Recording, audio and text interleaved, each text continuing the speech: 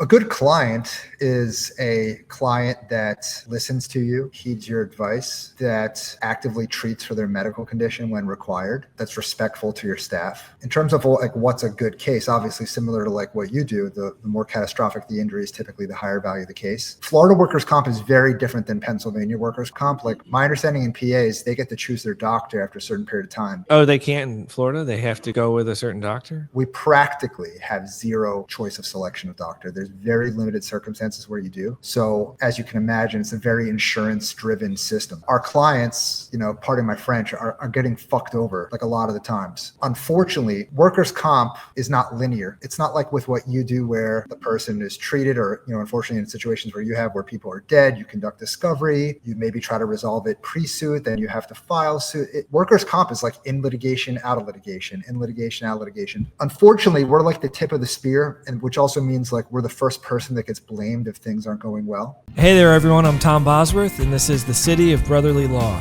Welcome to Philly's Legal Pulse, where we chat with some of the city's and the country's best attorneys about what's really going on in our courts and our communities. Let's dive in and see what's brewing in the City of Brotherly Law. David Benn. Tom Bosworth, thank you for having me. Thanks for being here in your Eagles jersey, but in South Florida, representing. Yeah, when I found out when they asked me to do this podcast with another Philadelphia guy, I was like, I got to represent. It's important. How did you tell us your backstory? I mean, how did you end up doing what you're doing, where you're doing? Oh boy, so I grew up in the main line, Lower Marion Township. Graduated high school in '98. Went to college, Boston University. Ended up back home in law school. I did my L1 at Widener. I did well, and I had the ability to transfer. So I transferred to Rutgers Camden and graduated law school in 2005. And right around the time I was graduating, I visited a friend of mine who was staying with their parents in South Florida. And I was like, I spent a week down there. It was like perfect weather. It was like at the beach. And I'm like, what the hell am I doing in Philadelphia? So I moved down here, took the bar, got my first job doing workers' comp law, and then never left. And is that what you do that now, workers' comp? Yeah, so we're exclusively Florida workers' comp. Nice. I do some stuff that intersects with workers' comp, and I'm always dealing with who's the employer and who's not, because I don't know how Florida law is, but Pennsylvania, you really can't sue the employer for a personal injury case. The concepts, I think, are relatively similar, is that you have a high threshold you'd have to overcome to be able to sue an employer in tort if you get injured in the course and scope of your employment. Sometimes there's exceptions. Sometimes you have third parties involved where you can sue that, technically don't have an employment relationship with the employee.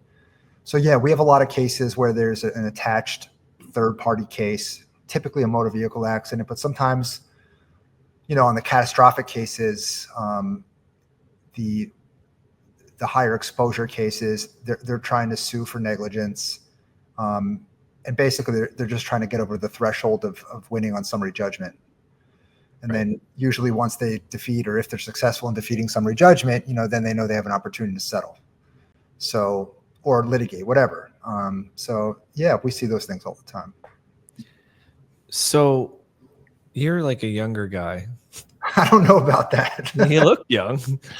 And, it's the camera. It's the camera. No, dude, you're great. You look great. Yeah, I was just thinking about like one of the things that I think about a lot and talk about is sort of the generational, I don't want to say divides, but sort of differences between lawyers. And I think we're at an inflection point where the practice of law is changing. Social media is, coming into play. And I'm curious if you see that in your practice or in your area. I'm so glad you're bringing this up, because like these are the things that if you were on like a podcast I was hosting, I would want to talk to you about. So let me give you an example. I flew in for the Eagles NFC Championship game against the Redskins. I fly into Philadelphia International and then drive. You would take the same drive from Philly International back to your house. And on the way into town now, the amount of billboards I saw for different law firms like shocked the shit out of me. Like I just could not believe how many different law firms now are spending money on brand. Right. And I think, I'm just guessing here, but it looks like your TikTok profile is probably like your number one lead magnet for your business. Am I making that up? You'd be surprised. No, it's not. Okay. Believe it or not. But it's if it's. I mean, I have 300,000 followers, so I have a lot of people and I have millions of views. I feel like it's this circular like convergence of things because I think like that helps me get out there in the world, and I'm shocked sometimes in terms of like why I get hired. They're like, I saw your Instagram video about making fun of a boomer lawyer. And I'm like, and I wanted to hire you to like represent my kid who's disabled forever. I'm like, oh my God. Like, I'm lucky I'm actually a qualified lawyer. Like I know what I'm doing. But I'm like, I don't know. I think if you're a lawyer, you have to recognize what attracts attention in the modern era. That doesn't mean you just go on social media, but I think, lawyers are inflexible, at least the older ones, I think, for the most part. Love you guys. But like they're like, well, you did it this way, and we're always gonna I'm pray to never be that way because it's just not smart from a business standpoint. I mean, and I could go on and on, but great lawyers don't necessarily translate into great entrepreneurs. But now I'm rambling. No, but that is true. Yeah, so I was interested to find out and talk to you about your experience with having that big of a TikTok following in terms of what it does for your practice, because that's a lot of follow. Like we signed up, I think last week we signed up a case from our TikTok account. I have like 1,000 TikTok followers, and none of these videos have anywhere near the views that you have on your videos. And I'm just wondering how that translates, how having that, because that's not, I mean, maybe you send your videos out to somebody to get edited, but it looks like you're shooting the content yourself. So I don't do any like editing of. I do it all. Like I probably should have somebody do it. Well, no, but I'm saying it's inexpensive, right? It's just your time, and you probably sit down, shoot a couple of videos a day. I was just so curious about like, what does that actually translate to? Because to me, it seems very powerful. And I'm just wondering, like, when you're getting cases, and correct me if I'm wrong, it seems like you are looking for more high end, you're more selective in your case criteria. It sounds like, just from looking at your website and kind of what you do. Yeah. Like we only handle catastrophic cases. So, really bad injuries or someone's died. But what I'm seeing with like social media and TikTok is that like, I just think this speaks to the direction we're heading generally as a country, is that everything's global. Everything's like so big. So I get inquiry. I mean, I got a client hired me yesterday in a huge electrocution case in Idaho because he's out of work. He's in his 20s. His best friend died in this electrocution, and they want me to be their lawyer. So I'm going to pro hoc in with local counsel in Idaho. But it's like, I see a lot of that where it's like just kind of like growing and it's national. And so I get a lot of inquiries about like Florida cases and everywhere. So I'm trying to kind of like build my network out and having people in places like South Florida workers comp, like, because I will get a random message from some people. Just, I think they're looking for the person or the firm, not so much like the geographical thing anymore. That's not to say people don't do that, but I think you know what I mean. And you have a whole intake team that follows up on that, or you're doing that? A little bit of both. So okay. But I do have a whole team that does that. Yeah. Yeah, because I'm sure you're getting messages and comments and all kinds of stuff all day. So you kind of have to. That's tedious. Yeah. But it's not costing you anything, relatively. Nothing. Yeah, so that's impressive to me. Thanks. Yeah. So what do you see in the workers' comp realm, in terms of like, I guess I was wondering like, what makes a good client in a workers' comp case? So A good client is a client that listens to you, that heeds your advice, um, that actively treats for their medical condition when required, um, that's respectful to your staff. In terms of like what's a good case, obviously similar to like what you do, the more catastrophic the injury is typically the higher value of the case. Florida workers' comp is very different than Pennsylvania workers' comp. Like my understanding in PAs, they get to choose their doctor after a certain period of time. And Yeah. Oh, they can't in Florida. They have to go with a certain doctor. we practically have zero choice of selection of doctor. There's very limited circumstances where you do. So as you can imagine, it's a very insurance driven system. So our clients, pardon my French, are getting fucked over like a lot of the times. And unfortunately, workers' comp is not linear. It's not like with what you do where the person is treated or, unfortunately in situations where you have where people are dead, you conduct discovery, you maybe try to resolve it pre-suit, then you have to file suit. Workers' comp is like in litigation, out of litigation, in litigation, out of litigation.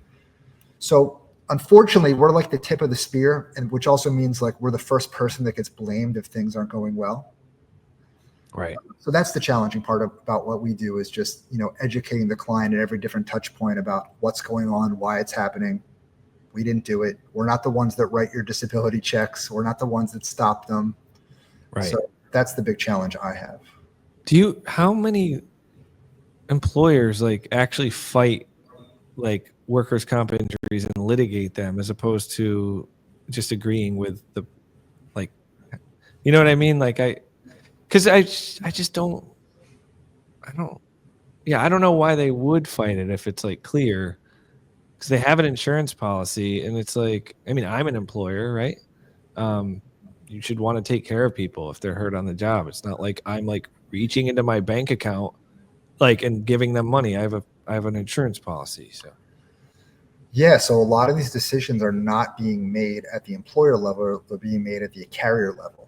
And the insurance carrier is looking to do everything they possibly can to deny the claim. So a lot of the issues that pop up in workers' comp claims are like, we could just start with like a threshold issue, like, were you in the course and scope of employment? That's a common issue that we'll see all the time where the insurance can be like, yeah, you were working, but what caused your injury was not work related. We've seen that happen all the time. Then you'll have causation issues on the medical side. Believe it or not, the multitude of issues that come up all the time it's almost incredible. So the insurance company just has this laundry list of things they can utilize to try to deny claims, try to settle them on the cheap. Florida effectively is a red state at this point. The workers' comp system in the red states, it's very different than like the workers' comp systems in like the blue states, like New Jersey, New York, Pennsylvania. Mm-hmm. So, we don't have a strong union presence like they do up there.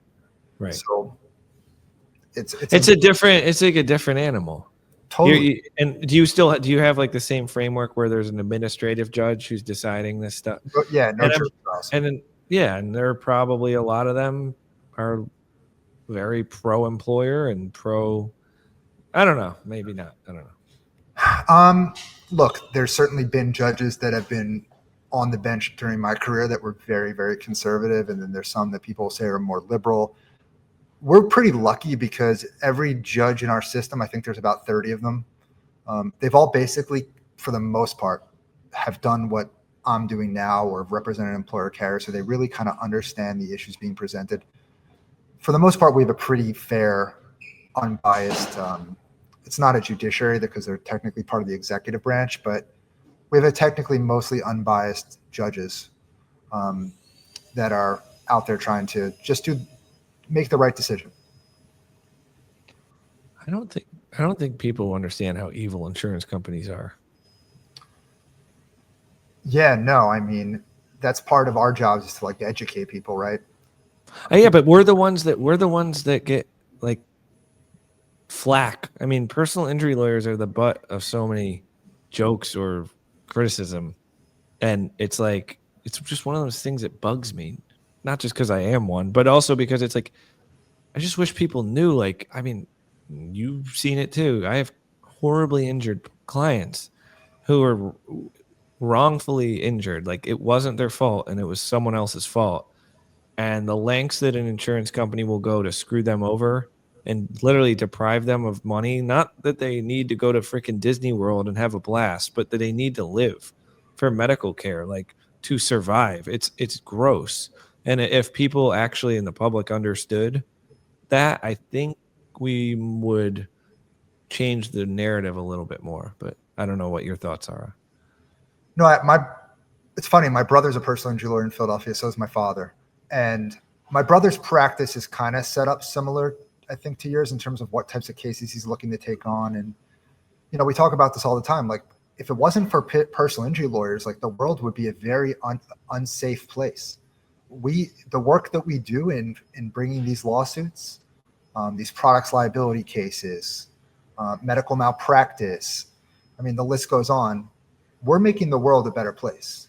The insurance industry has done a very good job of spinning that it's just all about money and greed. But I'm sure, as you're aware, a lot of times, if you would tell people, you could either be totally free of this injury, or you could have this, whatever it is, $5 million, $4 million, $10 million. Most people would choose not to have the injury. Yeah. So the insurance company's done a very good job of spinning it. Sometimes the media spins it, but I think we make the world a safer place. We make the country a safer place. No doubt. Were your parent? Wait, so was your dad's a lawyer? My dad is my dad's a solo personal injury lawyer in Philadelphia, like pretty much, probably towards the very end here. And my brother has a solo practice also. So you decided to be a lawyer, even with dad being one. So you must not have thought it was too bad. Yeah, I did not have aspirations of being an attorney. I got done college, and I think I was just very immature, and I was like, I don't know. I was like, I don't know what to do with my life. I don't know what kind of career I want to have. I might as well just go to law school. Yeah. My situation was my grandmother died from medical negligence when I was 18. Thanks. She was bipolar but very intelligent, successful person, but struggled, and she went into a psych ward because she was suicidal, and then they were supposed to keep her for 3 days involuntarily, and on the second day she went up to the front desk and said, I'm gonna go get lunch with my niece, which obviously it wasn't true, first of all, and second of all, they should not have been okay. And the girl buzzed the door, zzz, and she left, and then she went home and she did what she was gonna do. Oh boy. And I grew up in a small town in Massachusetts, really rural, and not that many lawyers at all, let alone ones that do what we do. And I remember my dad was a cop, my mom worked in the restaurant business, so we weren't we didn't really know anyone in that realm, and we're talking to these lawyers in this small town, and they're all blowing us off. We couldn't find a lawyer to take the case. And we weren't sue happy people, or how some clients say that we don't like to sue. We were like that, very, and but we knew it was wrong, and no one would take it, and that pissed me off so bad. I was 18, and I'm like, you fucking kidding me? I played baseball competitively, and I'm a competitor. I played basketball. I'm competitive, right? And I'm I had a juvenile understanding of what a lawyer should be, but I also think it's probably what it should be. Is an advocate, someone who cares about wrongdoing and then wants to make it better. And these fucking people were I know now as an older, an experienced PI lawyer, they were oh, well, she committed suicide. She was 67, blah, blah, blah. All those things that we, but to be on the other end of that and be sort of treated like a number as opposed to a person was really formative for me and really set me on my path. And I don't mean to talk too much, but it's I think about her all the time now. I'm and I've taken cases. I've taken suicide cases and gotten the biggest think, settlement in a med mal suicide case in PA last year. So it's like, yeah, it's everybody's path is different, but we're all like fighting the same fight. No, I mean, obviously that's very unfortunate what you went through, but it seems like you had a kind of an idea early on when you're very young that you wanted to be doing something, or that kind of motivated you to do something like that. So I think that's obviously a wonderful thing. Now looking back on it, obviously it sucks that you had to go through that experience, and it sucks obviously that there was medical negligence. Cool. So how'd you end up in the city of brotherly love, or brotherly law, from Massachusetts? I went to college, actually, we're in Florida, Flagler College in St. Augustine, because I've never heard of that college. there's 2,000 people there. No, the only people that go there are surfers and like really religious people. And I'm neither. I'm like, I don't know how to surf, and I'm not religious, but I played baseball. So when I was 15, we moved from Massachusetts to Florida, and then I got an opportunity to play baseball at Flagler in St. Augustine. So I went there, and then I decided I wanted to, like, for sure I wanted to be a lawyer in college. I was an English major, spent the first 3 years of college just drinking and going to the beach. And then I was like, wait, I got to do, like, I have to get a job. So, but I had, like with my grandmom and everything, I did like pre-law courses. It was on my mind, but then I wanted to do trial stuff. So I went to I applied to Temple Law in Philly because it's top trial program. Also applied to Beasley School of Law. Beasley School of Law. Yep. Got a scholarship. That the rest is history. Yeah, very nice. I spent some time studying in the Temple Library. The big concrete block. Yeah, I mean, when I was back in Philly, like this is 20 years ago, like, I don't know, North Philly was not a place. I don't know if the campus still has like rough parts, but North Philly was not a place I would want to be after dark. Yeah, it's Temple's actually had quite a like string of like bad incidents in the last several years. I would say it's actually like been the focus of like news articles in the Inquirer because they don't have enough security, and there's like a lot of like incidents with students. And one case which I represented, the family, it was a kid was coming back from Thanksgiving break, just like taking his laundry out of his car, and he just got shot, like murdered, right on Broad Street. No reason. Well, he like took his wallet and then just, but it was, and like I think the alleged perpetrator was like 15, and it's like it's just nuts. Like the whole thing is like crazy. That's a negligent security case, basically. Yes, exactly. And it had like preceded, like it was preceded by a whole bunch of different incidents in that same area. So, but yeah, tough case, but yeah. So I want to ask you about this because I have this like debate with my brother all the time about this, because he's looking for like these big whale kind of cases, only wants to really invest his time in those cases. But as you know, those cases don't come around every day. They're expensive to fund. And then it could take you 3, 4, 5 years of your time before you see results of that case. How do you deal with like the ebbs and flows of that? Is that just like a financial management thing that you do? It's like, okay, if I hit this big case, I know that I have to stretch this money. Or do you have like any kind of like smaller case kind of practice that just kind of keeps everything moving while you're working on those big like whale cases? We don't really have a smaller like practice that sort of like keeps the lights on, so to speak. I know like a lot of lawyers like do that, and they have that steady stream which allows them to then kind of try to go after those big ones. Since I've practiced, I've always just been lucky enough to be in the realm of dealing and handling these huge cases. I really save my money and not be totally reckless. And then but now we're at a point where we're like we're growing too fast. I can't even keep up. I mean, we're hiring lawyers. Like I couldn't hire enough lawyers. And paralegal, and so you just have to kind of stretch it out. But like you said, the life cycle of a case can be 3 years, so you just have to like crunch the numbers and know what you're working with. Got it. Yeah. Yeah. So that takes like a certain level of discipline. Yeah. It's like my brother. So my brother is a police officer, and he's like the most risk averse person that I know.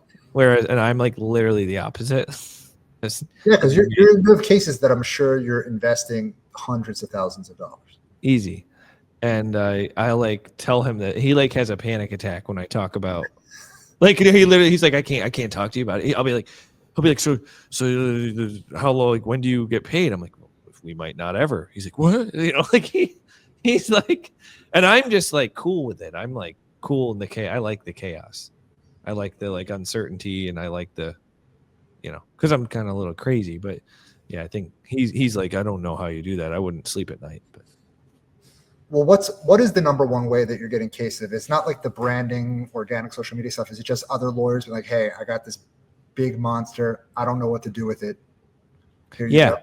I have a bunch of, luckily over the last 8 years, I've developed a couple of really solid relationships with lawyers who send me big cases. And then there's like a word of mouth element too, from people who you've represented before, and they talk to somebody and you've done a good job, they send them. And then I do some SEO internet stuff, very minimal.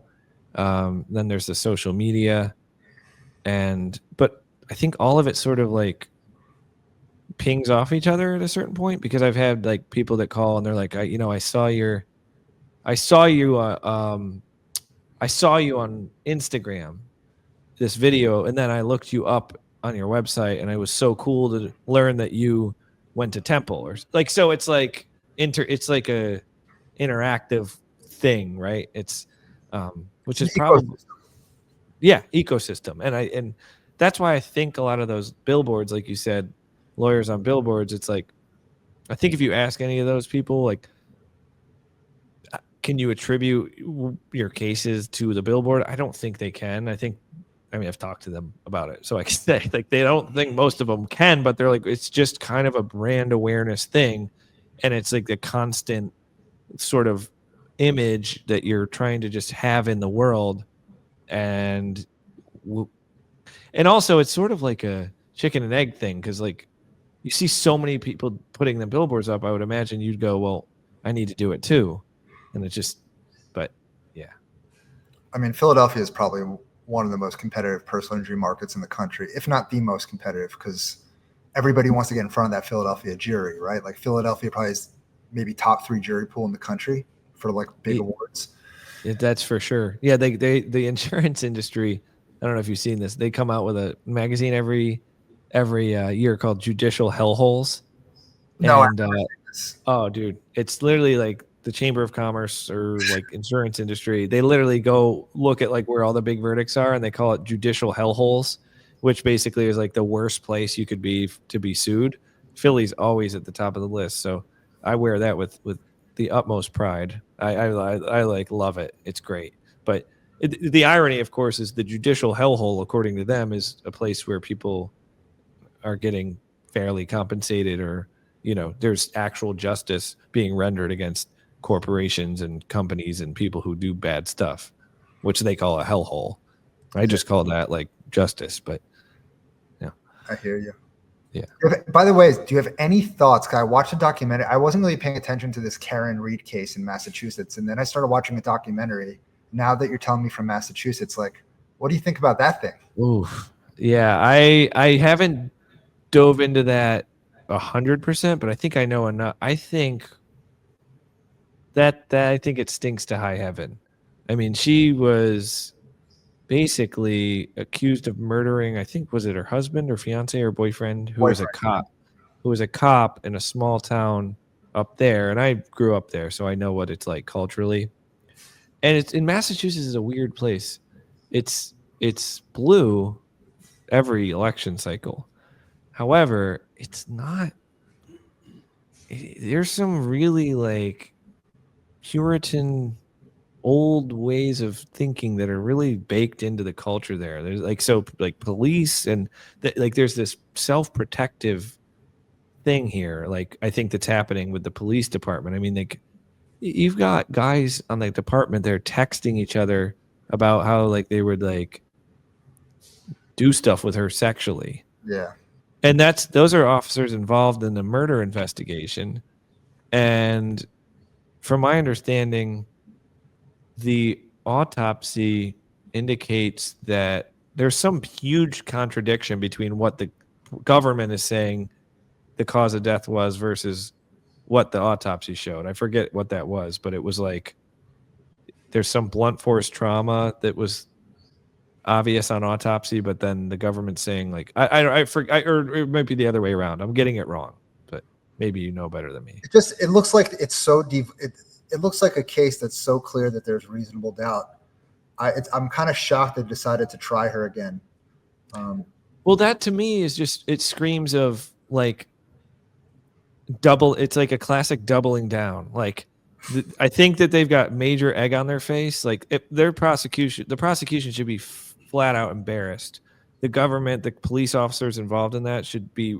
If I were them, I would want to dig a 700-foot hole in the ground and bury myself.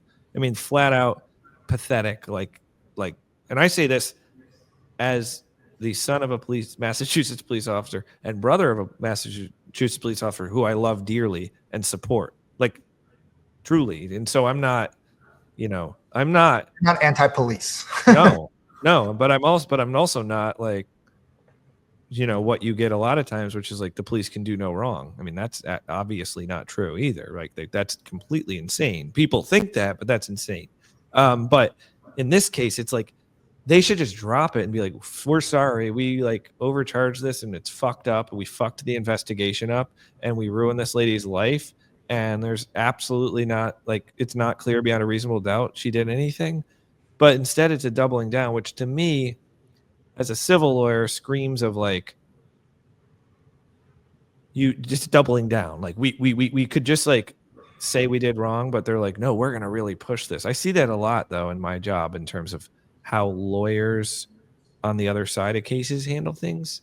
Like you often have them over the barrel and, they should settle the case and they're like, for one reason or another, like ego or pride, or maybe it's the insurance company too, who's got the ego and pride problem, but they like double down as opposed to, and that's when you see cases go to trial, I think. And that's when you see big verdicts. There's such a psychological component to all this that I don't think people understand. It's not just like pure math. Perfect cases typically don't go to trial, right? Because when you have a perfect case, typically the insurance company will be like, listen, we really got nothing here. We've got nothing we can throw at the wall. It's usually the cases that have like something, I don't want to say defective, but just like something, either like a very interesting wrinkle, a very novel theory of liability for you or something like that. Those are the cases that end up going, right? Yeah. And where you have multiple defendants who are fighting over who's the most responsible. Like I have a case like that right now where we're picking a jury on Thursday where I think it's pretty darn clear like that we're going to win, but there's 5 corporate defendants. So it's a apartment complex that had a whole bunch of issues because they were building this new complex and the general contractor was screwing over the subcontractors who were doing the electric and plumbing work, and they weren't paying them, and they were like, screwing them over, and then they were cutting corners on top of it, and then, running the HVAC system before the entire building got built, which is a big no-no because debris and crap can get all up in the system, which is exactly what happened. And then they had these ongoing water leaks in the unit. This is like a big apartment, like branded as like a high-end apartment complex in Philly, having these major water leaks in all the units, emails out the wazoo about it internally between all these companies, but they're not actually fixing it because they're like in a fight with each other about who's paying. It's like, it's crazy. And then lo and behold, this guy, my client, slipped on a pool of water that had accumulated from up above in his bathroom overnight, and then slipped and fell, and he like tore a bunch of ligaments in his knee, hit his head, hurt his back, just from slipping on water in the bathroom. But like very clear evidence that they knew about the problem. They could have fixed it and didn't do so. And the reasons they didn't do so are ugly, with like a capital U. So, but you know, we're in settlement discussions, and like they're all yipping yapping at each other about who should pay what. So that could go to trial, right? So it's yeah. So I know that you've gotten some quite large verdicts. Have you ever gotten like a large verdict that you just like couldn't collect on? Like they like file for bankruptcy, they like anything like that, or are you getting paid all the time on these things? I just had a case where we got a $15 million verdict in October, in a case where a van drove off the road, and my clients were passengers of the van. They were immigrants who had come to our country and worked, and they were driven to work by this staffing company that would drive them to and from the factory they worked at, which was a major food company. I'll just put it that way. Sounds like a workers' comp case. Exactly. Literally. Yeah. Like the whole coming and going rule and all that. Yeah. But this driver for the staffing agency had a horrific driving record and established incidents before the crash of passengers complaining about his driving, complaining he smelled like alcohol, complaining he would veer off the road, complaining he would fall asleep, complained to both the staffing company leadership and the job, the employer, with the factory, and he was never removed. And then lo and behold, he's speeding one day in a rainstorm, goes off the road, barrel rolls, 3 people died, and 6 others were injured. So I got 3 of those plaintiffs, and we were able to get a really big recovery against the I can't say how much. Okay. Against the food company, like the actual factory they worked, but the staffing company had this crazy insurance policy. So they bought an insurance policy for liability for $5 million or so. But the insurance company put this sneaky provision in the insurance contract, like an exclusion for an auto exclusion, which is absurd in the context of the fact that this staffing agency, all they did was drive people to and from like actual workplaces. They didn't have like an actual factory. They were their business was transporting people. They would find people and they would drive them in this van. And so, then, and if I'm talking too much, I apologize. But no, this is fascinating to me. They during the lawsuit, the insurance company filed a declaratory judgment action in federal court saying we don't owe any insurance here because there's an auto exclusion.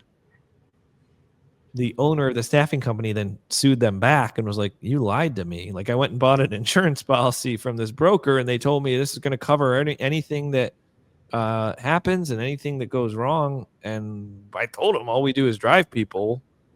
And, so I had 3 of the clients, and the coverage arguments are difficult. I mean, it's a major uphill battle. I'm not trying to, I'm pleading my case, but between you and I, it's obviously not easy. And, but all the other lawyers and law firms that had other clients, they gave up. They just dismissed the staffing agency and the driver because they were like, we don't want to deal with this. It's going to take nobody years. Likes going after a naked employer. Like, just nobody likes doing it. Of course. But it bugged me. I mean, it just stuck in my craw, and I'm like, this is stupid. This is ridiculous. I mean, your fucking insurance company. It's the way. It's like if a doctor comes and to buy a medical malpractice insurance policy and then doesn't cover surgery, doesn't cover medical malpractice. Like, what are you talking about? It covers everything but medical malpractice. But I bought it for medical. It's like it's deceptive, in my opinion. So we got that $15 million verdict, but we're still fighting on the back end with the insurance company in the federal court case. So it's like all this. That's still ongoing. Oh yeah. So I haven't collected any of that. Now, if that goes the distance, is that a bench trial with a judge, or is that like a jury trial? So it's interesting. So that's one of the issues in the case is you want a jury trial. Yeah. But I do have a great judge, thank God, Judge John Milton Young, who was a trial judge in Philadelphia County for many years, was appointed to the federal bench. But usually in traditional coverage cases where like it's like, does this insurance policy apply? It's a bench trial because it's a pure legal question. But in this case, because there's like elements of fraud and all that are like factual issues, like I'm arguing for a jury trial, and I don't think that any jury would sympathize too much with the insurance company, but I could be wrong. They probably sympathize maybe with the insured. Right. Do you have coverage issues with insurance? Do you have insurance issues when you have workers who are injured on the job and there's a fight behind the scenes as to which insurance company is going to pay? Yeah. So for us, it typically happens in the context of construction laborers. So in Florida, you'll have general contractor A subcontract to B, who subcontracts to C. And, we have a lot of illegal construction labor down here. So like one guy will be an illegal immigrant and he will basically use somebody's fake certificate of coverage to get covered. Like we see kind of stuff like that. Right. And there's really no coverage. We are fortunate, or they got the coverage through an improper means.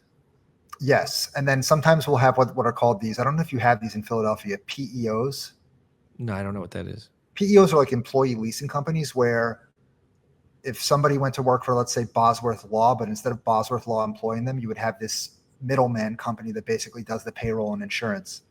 So sometimes we have issues with that where people are insured through a PEO, but the employee was getting paid cash, and the PEO only covers people who are on their payroll. So then the employer will be naked uninsured. And, we're at a point now where we don't touch anything that's uninsured. Not in workers' comp. It wouldn't be worth it. Right. Exactly. But yeah, we see coverage disputes all the time. I don't think most people like go into work every day, and I'm not saying they should, but I don't think most people understand like the underbelly or like the corporate structure that is behind like a company that employs them until they get into this. God forbid they're injured. Do you see that with clients where they're like, oh my God, I thought this would be so simple, and here we are, and it's like totally a crazy world that they're now thrust into? Well, we'll see a lot of times is people will call us for like an initial consultation, and then they'll be like, you know what, I don't think I need a lawyer. And then they'll kind of come back to us 4 months, 5 months later, be like, oh, I was wrong. Because they don't realize, they think like the insurance company's there to take care of them, but they're choosing your doctor. They're sending you to doctors that suck. Doctors that are going to say nothing's wrong with you, your condition's pre-existing. They're going to try to get you to go back to work sooner than you're able to. So we see this stuff all the time. People don't realize how strong the insurance lobby is, how bad these laws can be in certain places. I know like Pennsylvania has limited tort. I remember when limited tort like came around like in I think the 90s, my dad was like losing his mind. Yeah. Oh yeah. Tell us what limited tort is, just for those that don't know.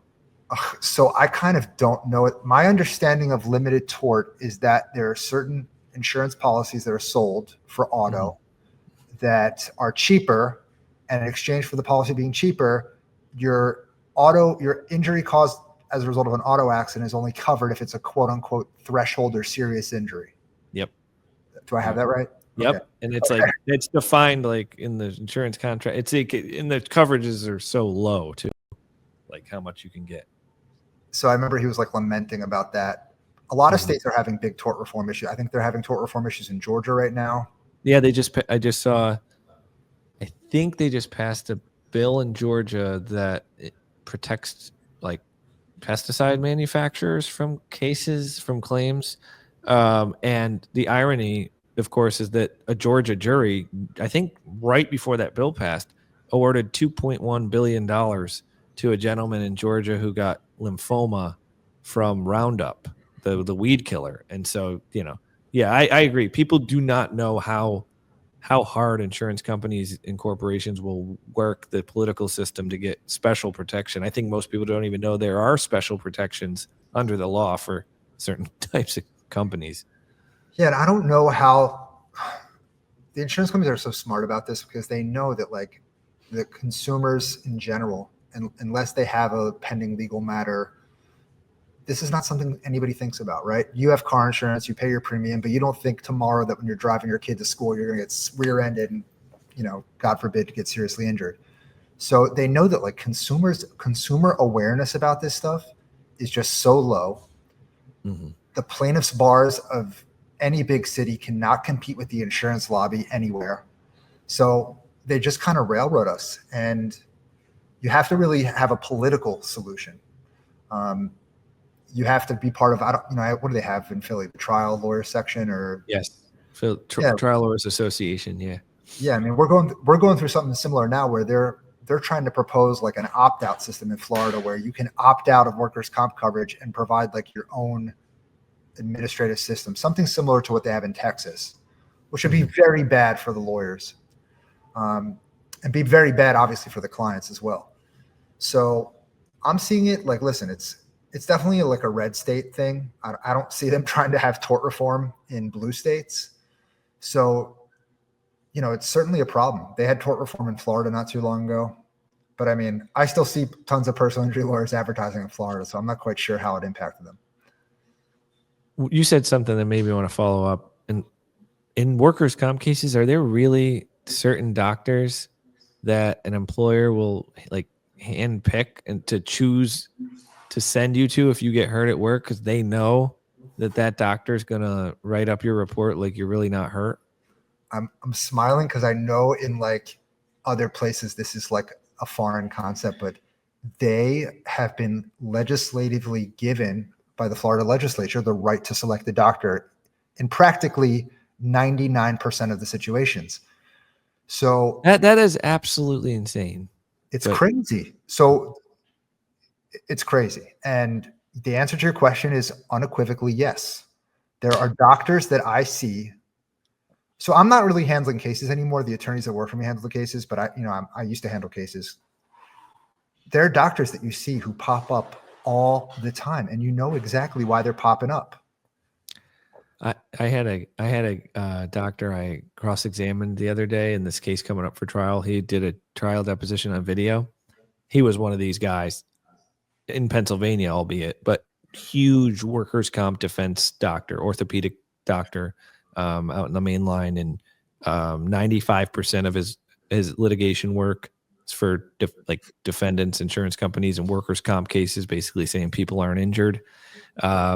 He was such a hack that the defense lawyer did a direct examination of him for 45 minutes, which is where the defense lawyer gets to ask their own witness questions, which he was their witness. And this defense lawyer's name was let's just call him Jack Miller for the sake of this podcast. Jack Miller. So Jack Miller does a 45-minute exam with this guy who's Mr. Lawsuit Wazoo.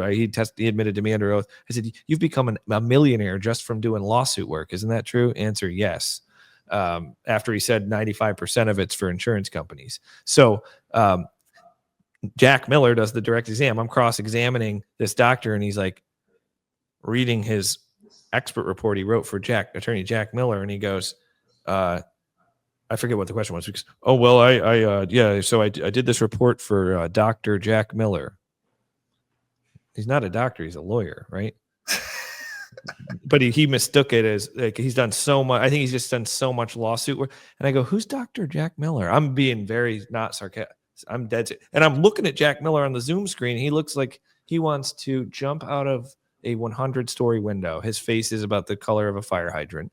And I'm like, and he's like looking to object, but he's not. And he goes, "Oh, Jack, I don't know, Jack. I don't." The witness goes, Jack Miller, I'm not sure. That's who I did this report for. There's a Jack Miller. I go, "Sir, do you know Jack Miller?" The guy just asked him an hour of questions. "I'm not sure if I do." "Do you know if Jack Miller's here in the Zoom with us, sir?" Answer, "No." I was like, and I can't. That's the case, and I get to try that case in a week. I get to try that case. I'm gonna stand up in front of the jury and say, you're gonna hear from a couple different medical experts. Some and some of which have a ton of credibility and some of which will have almost none. That's up for you to decide. The one thing I do want to draw your attention to is Dr. Johnson, who was hired here by the defense. Two things I want to point out to you. He'll admit to you he's become a millionaire just from doing lawsuit work for insurance companies. Number two, he doesn't even know who he's working for. He didn't know the name of the attorney who hired him and questioned him at the time of his deposition. He didn't even know if that lawyer was there.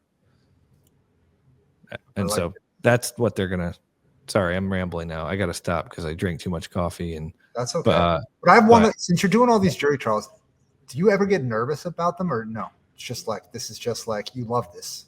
Oh, I get really nervous about every one of them. I get really nervous every trial, but I like nervous in the way that I got nervous before I played a baseball game, like excited. Like you're excited about it. Nervous, but like that helps me if I channel it. And but yeah, I get nervous every time. So well, we have to wrap up, David, Benn, but it's been an awesome time having you on here and representing the city of brotherly love with the Eagles jersey from South Florida. Thank you. And I wanted to just ask, can you tell us where people can find you if they're looking for a work comp lawyer? Absolutely. If you need a Florida workers comp lawyer, you can find us at workinjuryrights.com. We're at Work Injury Rights on Instagram. I believe at Work Injury Rights on TikTok as well. Every social media channel. We're here to assist any way we can. Awesome. Well, thanks, David. Appreciate it. Got it, man. And that's a wrap for this episode of City of Brotherly Law. I'm Tom Bosworth, reminding you that in Philly, we don't just practice law, we live it, we breathe it, we fight for it every day. This city was built on grit and determination. That's exactly how we approach justice. That's how we approach cases. Join us next time for more straight talk and legal insights from the heart of Philadelphia. Until then, stay tough and keep it real, Philly.